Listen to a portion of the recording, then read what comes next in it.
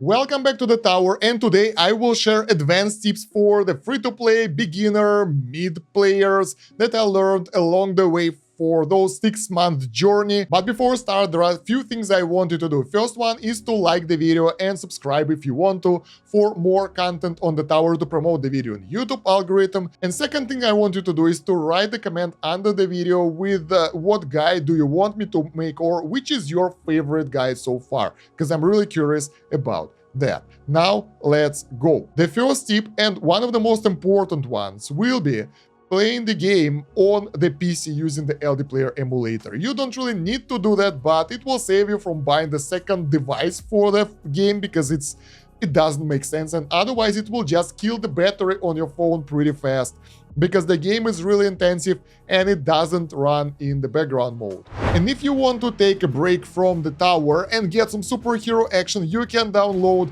Marvel Strike Force. This video is sponsored by Marvel Strike Force, a squad-based RPG where you can create epic Marvel teams to battle iconic enemies. New players can unlock up to 17 characters in first 30 days, including Spider-Man, Thor, Deadpool, and more. To help you kickstart your journey, download the game using the link in the video description or the QR code in order to get a boost. You can build the team around Venom that you can get using that code and use that team to gain more rewards and progress the game. From there, build up your team, get stronger, and take part in various game modes like Campaign, Arena, Blitz, and Alliance War. Alliance is an important part of the game where you can join up with other players to participate in Alliance Wars, raids, and get additional rewards. Team Synergy is another important part of the game where heroes of the same faction, when grouped together, will get additional boost to their powers. For example, Avengers or X-Men. Create a powerful team and take out your enemies. And I really like how the game contains both good and bad characters, so you can play as a villain or as a hero. So what are you waiting for? Download the game using the link in the video description or scan the QR code and join me and other players in Marvel Strike Force. Moreover, when you're playing on the PC, you get stable FPS that will allow you to get more coins per minute. You can also go to the settings and enable 120 FPS, while if it's on the phone, some phones go into the sleep mode where it lowers the FPS and it will lower your coin gains, or if you feel that your FPS in the game are dropping, that will actually lower the coin gains that you are getting and things will go slower and it will be way less effective. So playing this on the PC is pretty much way to go. I have the link in the video description and the pinned command, the LD player that I use for all my games, so I can recommend you that. Since we're talking about the emulator, there is one more thing that I would like you to know, which is not really connected with the emulator, but the cloud saving here. You would like to force save cloud if you want to switch the devices and basically before quitting the game or closing the app. Otherwise, you might lose some progress. You can lose actually quite significant amount of progress. So this is really important to make sure that you can do that. If you do the force cloud and it doesn't really refresh over here to the new date, you would like to close the app and open it again, and then you will be able to refresh your cloud. You might lose some progress, but it's better than being out of sync with the server, and yeah, there is nothing you can do about that. That's how the game works. So basically, if you are switching the devices, cloud save on the device you are leaving, then open it on the phone. It will load the newest save and do the same on the phone before moving to the PC. That way you are guaranteed to move all your progress. If you want force save, you might lose a lot of progress by switching devices, so not really cool. My next tip will be pushing the events. There are some things here that will be hard to do, but you should be able to do most of the stuff. Since events are, well, sometimes lately are giving us really complex missions, it might not be that easy. So for example, missions that require specific ultimate weapons. You can't really do anything about that if you don't have them. No, you can. For example, this inner landmines mission is completed for me, even though I don't have the inner landmines ultimate. How do you do that? Well, it's pretty simple. Let me go back to the home screen to show you. That's the perks. And if you get the perks properly, and if you will unlock a random ultimate perk, at the start of the run. You can do that if you will do the research for first perk choice, which is really powerful but a bit expensive for the newer players. So if you have it, you can get the first perk for the random ultimate weapon and basically roll it. If you get the right ultimate, you can keep playing the game, and that will help you to complete those goddamn annoying missions. If not, you can leave the run, start it over. You might use that card, how is it called again? Intro sprint, to get to the required wave faster. And actually that will allow you to finish those missions so much easier if you don't have the ultimate weapons. Since we're talking about the event, another tip regarding the event. In the event shop, you would like to buy most of the relics most of the time and always get the teams because they might not appear again. And things might get expensive. For example, this additional relic gives us coins earned, this is really good, and this one gives us health, which is still good. So we want to get everything over here, and in order to be able to get it all the time, you would like to have about 500 of those medals saved up. This is not necessary right now when you get more of those, but still I would like to have extra of those in the storage just in case if I will screw up some missions here. Sometimes you can get something that you can't really do. Nukes are okay, but getting the ultimate crit, what the hell is this? Most people don't really have it. So yeah, you can be screwed up by the game, and to avoid that, have some of that spare for extra relics over here, so you will be getting the things and won't miss them out. Next small tip will be regarding the tournament. It's not that important, but sometimes, most of the times, you would like to join the tournament not straight after the server reset when it's available, but a bit later, preferably a couple of hours later, because otherwise you might end up with a lot of whales or really active players, and it will be really hard to compete with them. It's not guaranteed, you can still get really powerful players later on, but the chances are lower. That's what I've noticed at least. If you have different experience, share it down below in the comments. That will allow you to get higher score and better rewards basically, so that's what helped me out at least. When you are going into the tournament, don't forget to switch to the proper build. Get rid of the coins and other useless stuff. Your goal is to get the highest wave over there, so damage and survivability will be your priority based on your current build. That will allow you to get higher score, and during the run, do the manual upgrades, don't let the things go auto, and try to squeeze every little bit over there by switching the cards mid-run. So, for example, if you had cash and you don't need it anymore, you can switch it out for slow aura and stuff like that. So defensive stats are useful later on, and you can optimize that to get better progression. And that will allow you to get higher standing and more results and more gems and stones. We mostly need stones from the tournament, but gems are nice as well. By the way, speaking about the gems, as a free-to-play player, you would still like to get them because they are, well, the core of the gameplay.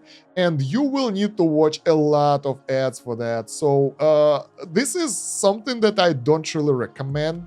But if you want to play this game long term, it's pretty much a must to buy disable ads. That way you can collect those gems from all the options that are here without watching an ad. And so pay to win advice. Those packs are really strong. So the first one you would like to get is Disable Ads, the second is Starter Pack, and third one is Epic Pack. Those multipliers for coins would change the game completely for you and speed up the progress. For me, I don't have them, so I'm progressing 6 times slower than all of you guys who have them. So yeah, and actually Disable Ads was given to me by the developer early on, and I'm really grateful for that. So yeah, you would like to claim those gems that are over here or in the battle in this corner or floating around your tower all the time, and make sure to claim that daily 15 gems over here.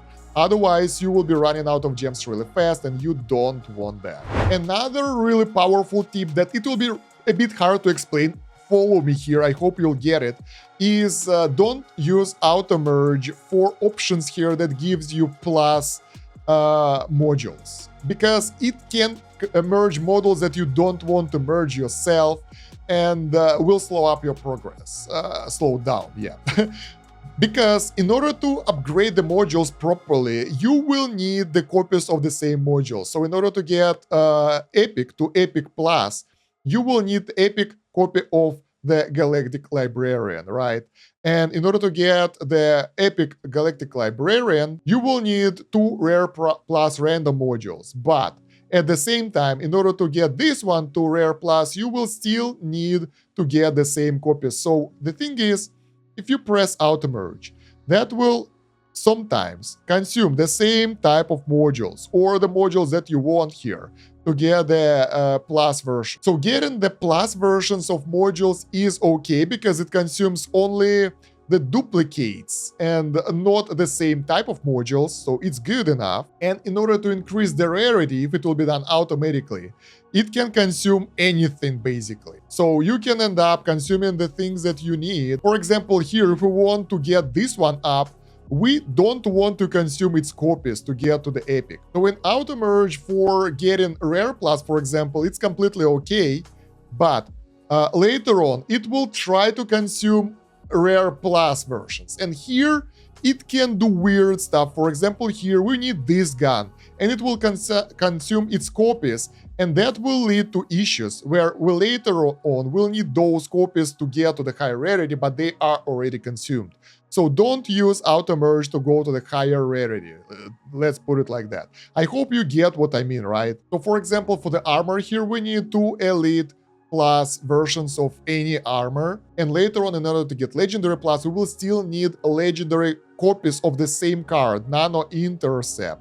So because of that, we don't want to consume those things too much in order to have options to use them in the future. Same goes here by upgrading them to the epic rarity. We have this one of epic rarity, and in order to upgrade it to epic plus, we will need the same copy. So we would like to manually select the one that we need and use other versions as a fodder manually. That will allow us to get more of the same type of cards. So now we can merge those two in order to make an epic plus, and that will allow us to properly upgrade this one with those, or, since we don't rush it, we can actually get more fodder now out of the different cards and get more of that. Then it will be done automatically because it can get random things together. So you can calculate things better like that. All right, I hope I got the point to you guys. This is hard to get, but I just figured it out randomly and I was like, that was strange, and this is more effective. I don't remember if I covered this in my modules guide, but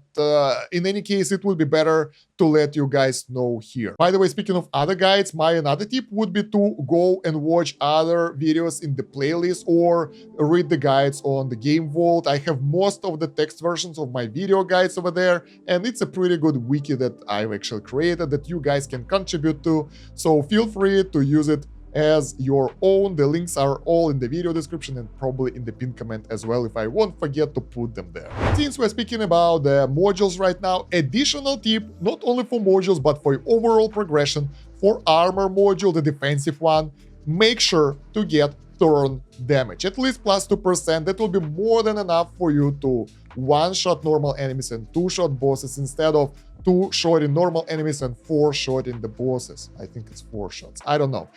But it will be more efficient because it will make your thorn damage over 100%. This is really powerful, but you will need epic module for that. Any of that. It doesn't need to have the unique effect. Any of those will do. Then you can roll the thorn damage. If you will get the lower rarity one, you won't be able to get this sub effect over here. Now, if we will compare the unique effect modules and the normal ones, you will still need to get plenty of normal ones, because in order to upgrade the unique ones, you will need a lot of their copies, which are really hard to get. And the stat bonuses will be higher if you will use something of a higher rarity. So if we will use this one instead, that's 1.33 health, and equip this transfer level, bam, 136. So we will get more stats, and once it will get to the legendary, it will be even more powerful. So keep it in mind when you are planning what modules to use and how to develop them. Next tip will be regarding the farming. You would like to farm in an area where you can properly take out at least 2000 waves, because after 500 waves you will start getting elite enemies. They can be tough at start, but later on they will drop those elite cells that are a lifesaver for your labs.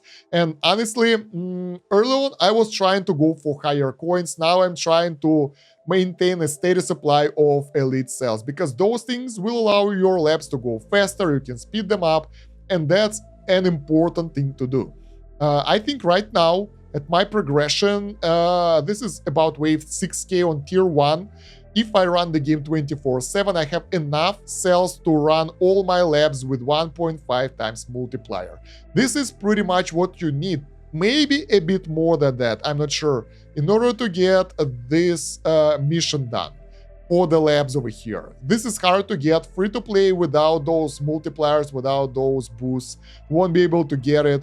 I'm not even sure if I will be able to get it with 1.5 times multiplier, but that's a start. And later on, you would like to push it even further to get more out of that. Another tip regarding the event missions. If you do the respec of workshop in order to get the workshop upgrade missions, because otherwise things are extremely expensive and you can't afford it, don't upgrade everything after the reset. Get essentials like what you need for your build and leave the rest lying on level 1 unupgraded.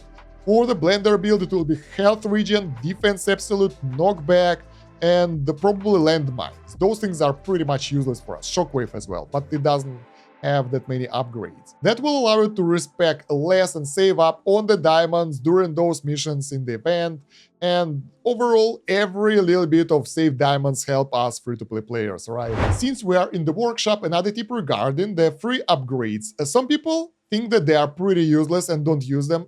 That depends on their build actually, but I played the game fully idle. So I have those things maxed out in the workshop, I have the card equipped on my farming run, free upgrades over here, and I have them in my perk priority list. Because what I do, I just start the game, I get gems from time to time, and then I don't do anything. I don't even do the normal upgrades here because I can't be bothered with that. After that, I just switch to something that I like more, like for example PC gaming over here, something proper. By the way guys, I would be really grateful if you would subscribe to my PC channel. We're trying to get 1k subs over here, and that will actually allow it to be monetized. So more subs the better. I would really appreciate your sub. And there is also a link on this YouTube channel as well if you will go over there. So yeah, basically those free upgrades will allow me to max out, not max out, but get plenty of damage and health upgrades without even worrying about that. And at some point, the damage upgrades will be high enough that I won't be able to buy them manually, because for the damage, for the attack upgrades, free upgrades are working way better. You still can buy some health because it will be split between health, health regen, and defense absolute, but for the damage, it's a no-brainer. But maybe it's just me and you guys don't need it. Up to you. I personally use it to get all the enemy health levels, skip upgrades here, and all the super crit multipliers and chances here as well. They are too expensive for me to upgrade. I don't do that. Auto upgrades do that for me. Speaking of the late unlocks in the workshop, you guys would like to get the super crit, but enemy level skip is even more important. Those are really important upgrades, and everything up to them is pretty good as well. Then we have the wall, which is not that expensive, but don't get it. I know that some people would like to unlock it because it sounds cool, right? But it will actually harm you more than it will help you. The enemies will build up on the wall. When they will break it, they will just storm you and kill you. So it will do you more harm than good early on into the game, and that's for the long time. So don't do this, don't get it, and use those resources elsewhere. You will know when to upgrade it. You will read more guides, and you will be more familiar with the game. Same goes for the rend armor. It's not that useless, but it is. It's very expensive, and those resources can be used elsewhere, but not on the rend armor. What do rend armor do? It increases projectile damage on the target.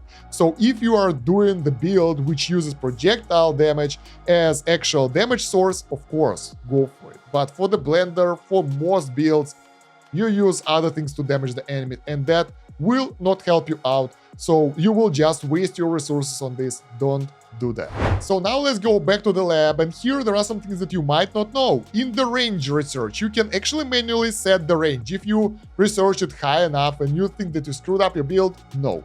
You can manually set the value over here, and it works for other things as well. I don't remember which ones exactly, but range is one of those things, and you can adjust it. So don't worry about that. You can also adjust your orb distance for extra orbs. So put it at 60 meters for the black hole. And there were some other things that you could actually adjust here, but I forgot which are those. So whatever. They are not that important, I guess.